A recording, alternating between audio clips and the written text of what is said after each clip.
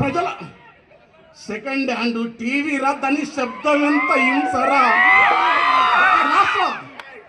Last లోటల రాళ్ళేసినట్లు లొడలొడవి పనికి రాని ప్యాన్లురా,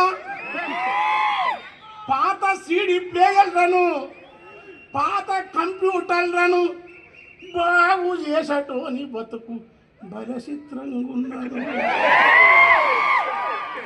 రిపేరుకిచ్చేదే తప్ప రిటర్ను ఎవడు తీసుకపోక చుట్టు వేసుకోని వాడు స్క్రూలు ఇప్పుతుంటాడో.